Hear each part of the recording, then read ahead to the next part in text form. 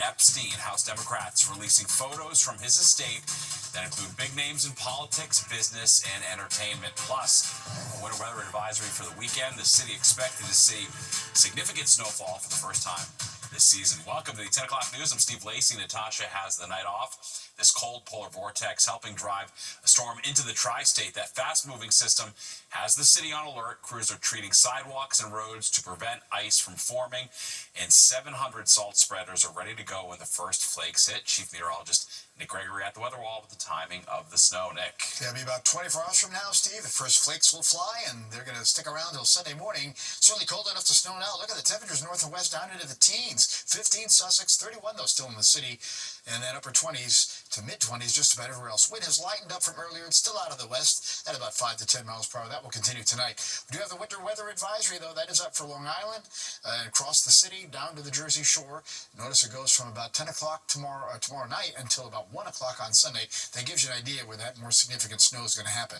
Nothing going on now. The storm center itself, or the energy for it, driving down from the Plain States, and then a little swath of snow will get going here in about 24 hours' time. Out the door in the morning, teens in the suburbs, and then about upper 20s to or 30 degrees or so in the city and along the coast to start the day. Clouds went out tomorrow, a couple of breaks of sun. We do get close to 40 degrees, but then again, the snow comes in later tomorrow night, and you'll see that snow continue into Sunday morning before it pulls away about 6 to 9 a.m. from northwest to southeast. Then it's just to be a cold wind. We're going to stay in the high 20s and low 30s most of the day. This computer model giving about 1 to 2 to 3 inches of snow. That's about what I'm predicting here again, about 1 to 3 inch snowfall in North Jersey, including the city, up into the lower Hudson Valley and Connecticut, but notice up to about 4 inches as you get down into Monmouth County, particularly south of 195, and brushing the southeastern and eastern parts of Long Island. Steve?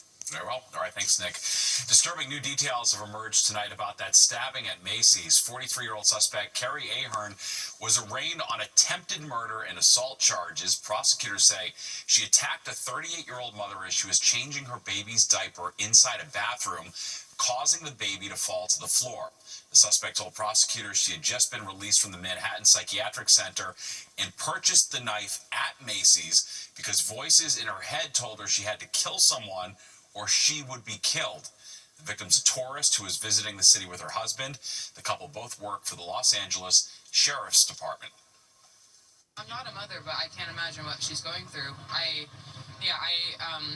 We try and enjoy our time in New York, but you stay alert, you look around, you hold stuff close to your body, but it's a fun city to, experience, and that's a shame. I'm very sorry for them. I hope they're doing okay. It's kind of nerve-wracking. We come here for the holidays just to walk around the city, and it's kind of nerve-wracking to hear about.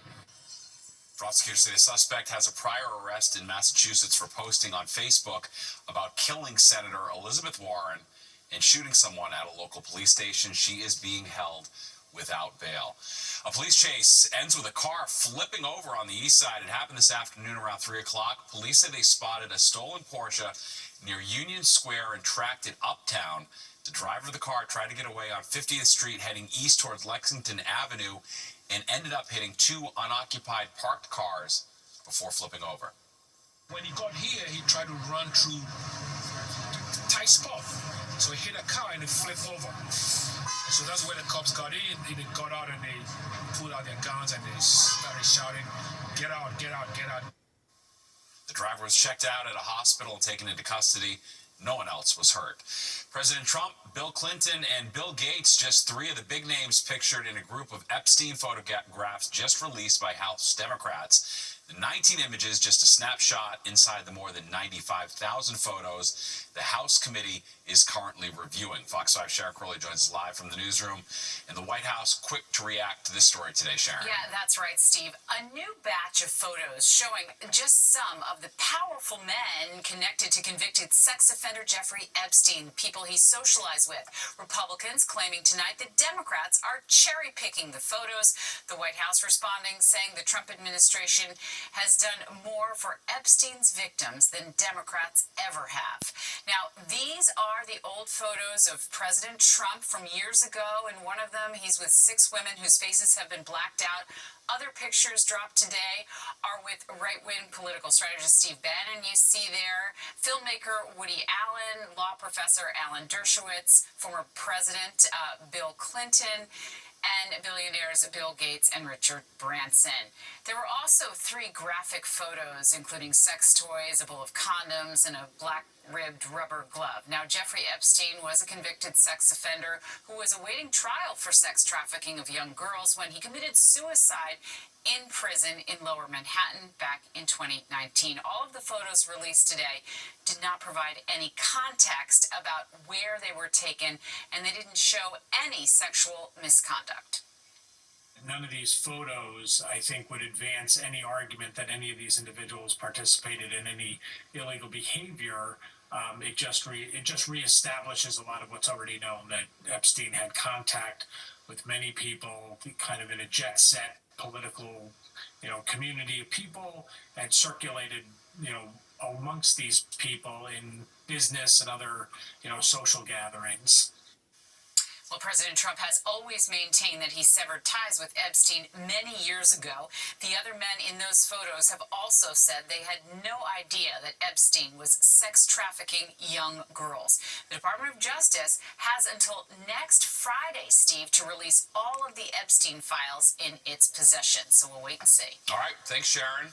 Sharon Moore swapping the maize and blue for a white jail-issued jumpsuit. The former coach appears in court and is formally charged with a felony. Fox 5's Jennifer Williams is here now with what we know about the criminal charges he's facing tonight. Jennifer.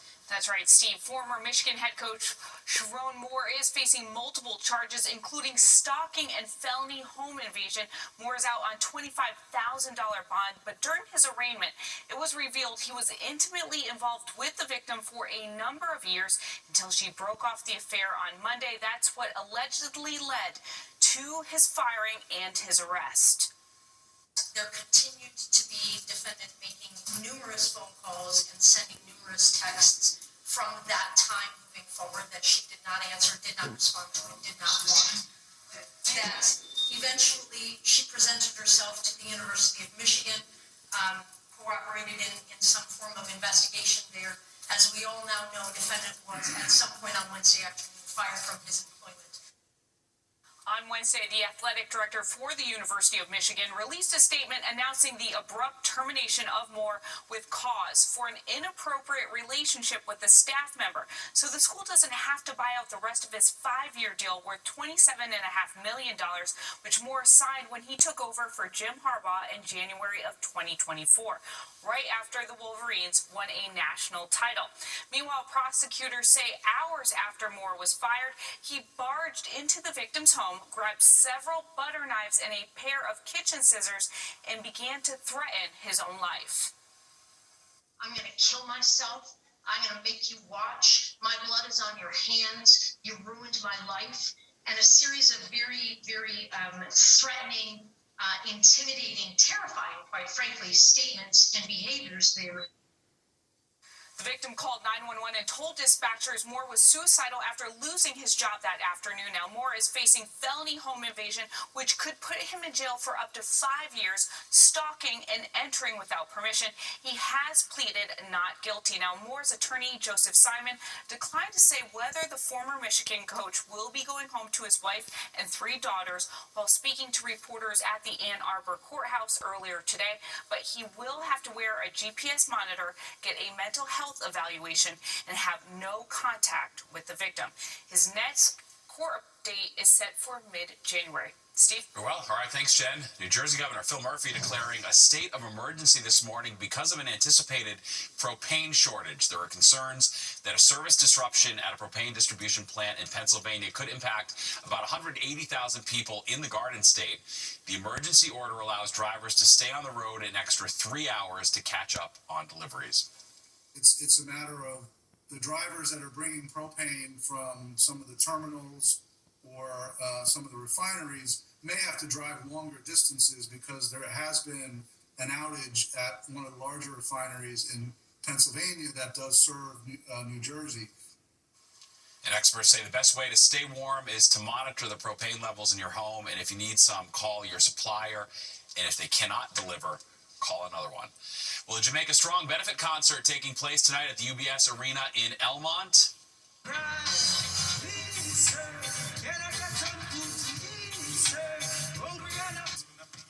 Star-studded lineup with the likes of Shaggy, Sean Paul, Inner Circle, and others are performing with proceeds going to Hurricane Melissa relief in Jamaica. The concert's also being live streamed on YouTube, allowing fans to donate online. That Category 5 storm devastated the island.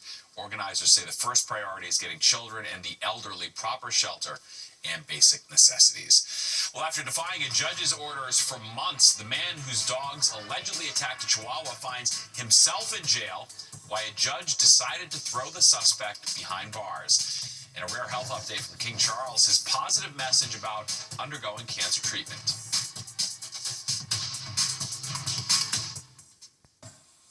Penny the dog still recovering after being attacked by pit bulls back in May. It's led to months of courtroom battles. Now the man who owns those pit bulls has been ordered to spend 90 days in jail. Fox 5's Stephanie Bertini has the update.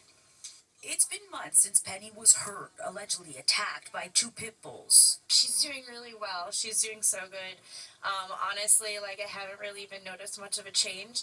There is about a 4-inch scar on her hindquarters that will never grow back hair or heal, so there's going to be a permanent marker of what happened, though. Fox 5 News interviewed Penny's owner, Lauren Claus, since it happened. She told us it all resulted in thousands of dollars in vet bills. Claus co-owns Penny with her former partner.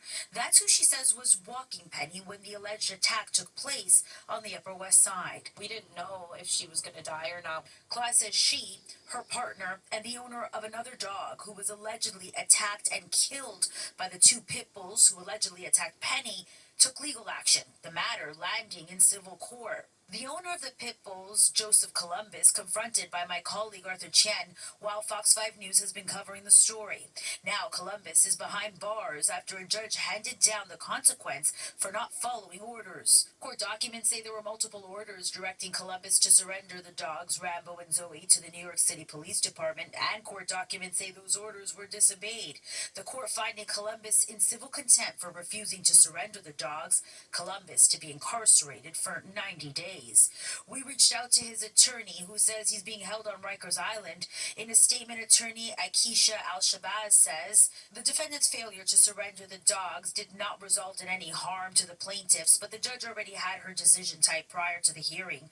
Mr. Columbus never had a shot in that courtroom, and that should concern us all. It is a sad day when race and class take precedence over substantial justice and fair play. We're relieved. We really think this was the right call. The judge sent down an order that he was to hand over the dogs, and he didn't comply. And when you don't comply with the judge's order, there are going to be consequences for that. We're hoping now that he turns over the dogs. Columbus's attorney telling Fox 5 News he says he no longer has the dogs. The New York City Sheriff's Office took Columbus into custody. His attorney says her client will appeal. On the Upper West Side, Stephanie Bertini, Fox 5 News. King Charles announced this afternoon that he will be scaling back his cancer treatment. He made that announcement in a recorded video, calling it a positive update. King Charles is crediting early diagnosis and intervention. The 77-year-old monarch said he will continue to be monitored by doctors and encourage people to take advantage of screenings. At least 9 million people in our country are not up to date with the cancer screenings available to them. That is at least 9 million opportunities for early diagnosis being missed. The King's message, part of the nation's Stand Up to Cancer campaign. In Lower Manhattan, a cherished holiday tradition that has captivated audiences since 1770.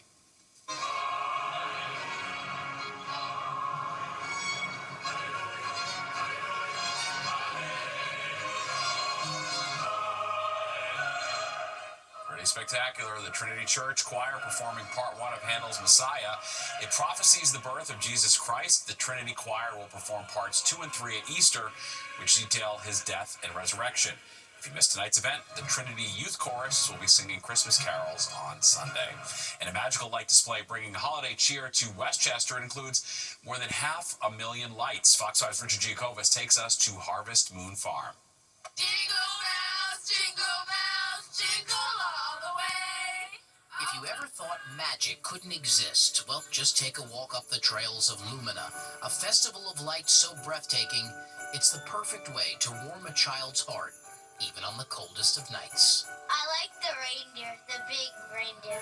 There's half a mile of more than 800,000 LED lights in 10 different scenes, from the ice castles to the nutcracker to the melting chocolate bars, the life-size jellyfish, and that illuminated tunnel. I like the bubbles that change color. Lumina is lighting up the Hudson Valley's holiday season. It's a planning process that designer Juan Novoa says takes more than a year to plan and months to set up here at Harvest Moon Farm and Orchard in North Salem. Get the product right, get all the different themes right, and to make sure that it's magical for the holiday season. The transformation of these trails into one of the most elaborate displays in the tri-state also includes a visit with some favorite holiday characters. Why, hello world, it's me, the Grinch. And don't forget the s'mores. It's a little cold, but we do this every so often. We don't live far from here, and they do a great job hosting, so it's always been nice. I thought they were super beautiful and very charming. So after you walk that half a mile through this winter wonderland, there is no trip through the winter wonderland without a visit to the North Pole. And it's as cold as the North Pole tonight. And of course, who's in the North Pole? Santa and Mrs. Claus. Merry Christmas! Santa and Mrs. Claus, give us a message for all the little boys and girls watching tonight. Stay warm, behave, and enjoy the magical season of Christmas. Thank you, guys. Merry Christmas. Merry Christmas. We're here in North Salem at Lumina. Richard Giacobbe, Fox 5 News. Very nice. Well, Fox 5 held its annual Good Day Care special this morning. We teamed up with the Food Bank for New York City and other partners to raise donations for New Yorkers struggling with food insecurity across the 5 boroughs. And this morning, the team at Good Day New York proudly announced how many meals will be donated. So far today, these generous donations will provide 374,955 meals. So basically 375,000 meals will be provided for those New Yorkers in need, far surpassing last year's total. Amazing. Wow. Members of the Rockettes and former Nick John Wallace stopped by the Good Day New York studio to help collect those donations. Very well done. Well, Santa's helpers are already busy making deliveries. How they are bringing joy to children at a learning center in Suffolk County. Many jobs are available with Suffolk County Police bringing holiday joy to hundreds of special needs kids today. Santa and his elves went to the Prem Learning Center in Oakdale and personally handed out carefully selected toys for the children. The officers spent weeks preparing for the special event, shopping for toys to match the unique needs and interests of each child. Very nice. All right, let's go to Nick now for a look at the weather, and it's definitely going to feel like the holidays around here when the snow moves in tomorrow night, Nick. Yes, gets you in the holiday mood for sure. And, you know, it's one of these storms, Steve. It's not a big storm, just kind of enough to cause a little trouble. Some slippery conditions by the time we get to Sunday morning. Today, it's certainly cold enough to snow. Look at those numbers again, below average, 35, 25, each by about 10 degrees. 68 and 5 marking the records. And right now, 31. I was thinking of the sunrise there at 7-Eleven. Kind of lucky, right? 31 clear, winds out of the west, but lightened up. Humidity is fairly dry. Pressure is holding steady and pretty strong, 30.14. But the temperatures are going down. We're now 26 in the Hamptons. Same for Belmar. Look at north and west. Teens, 15. Sussex, 17. Monticello and upper 20s, about 30 everywhere else. We'll keep the west wind tonight, but it'll be light. Like I said, about 5 to 10 miles per hour. And, well, yes, we have that winter weather advisory. It's going to go through almost all of New Jersey, across the city, onto Long Island from 10 p.m. tomorrow night until about 1 o'clock on Sunday. Although I think the snow will end before that. So we have temperatures today that were in the low and middle 30s most areas. 37 there in Newark, the warmer spot, along with Islip. And then we had 37 up to Hartford. Below freezing, though, as you went across upstate New York, right on down towards State College, PA, and westward towards Cleveland, Chicago, Detroit, all around 30 degrees, 32 there in Indianapolis. We have nothing really going on tonight, so there's no issues here, just some clouds that will start to arrive as time goes along. And as we go look at the wider view, you can see where our issue is coming from. It's energy that will be diving down here and catching up eventually towards this system that's off to our west and southwest, and that's going to then produce this little swath of snow across the area starting late tomorrow night. And again, it should be out of here between about 6 and 9 o'clock Sunday morning. So some clouds tonight, a lot of clouds tomorrow, a couple of breaks of sun, not out of the question, particularly in the morning. And then here we go. Here's tomorrow night. Notice about 11 o'clock, we're now all getting into the snow. And then that will stick around, as you see the timestamp here, through at least 6 o'clock in the morning. Then it's going to kind of end from northwest to southeast, but it'll kind of take till about 9 or 10 o'clock to completely clear the area. Gusty wind comes in for the afternoon. Temperatures will probably be dropping too. And then it's a windy, cold Monday. About 1 to 3 inches of snow for the city. That does extend into southern Connecticut, most of North Jersey, but there's that 4-inch amount potential south of town through central southern New Jersey and clipping southeastern and eastern parts of Long Island. 29 Midtown tonight, but though you saw those teens in the suburbs, there's some clouds come around, but less wind. 40 tomorrow, lots of clouds, the snow coming in late at night, still around early part of Sunday morning, then some sunshine, a windy afternoon, 31. Look at Monday, windy, cold, 20 in the morning, 30 in the afternoon, but recovery is on the way. 36 Tuesday, 44 Wednesday, 51 Thursday. Maybe a couple of showers Thursday night, they'll start cooling it down again at the end of the week. Steve? Very well. All right. Thanks, Nick. Something for everybody. Well, that does it for us tonight. If you missed any part of the 10 o'clock news, you can always catch it on Encore on our free streaming app, Fox Local, where you can stream our newscast anytime. Have a great night and a great weekend.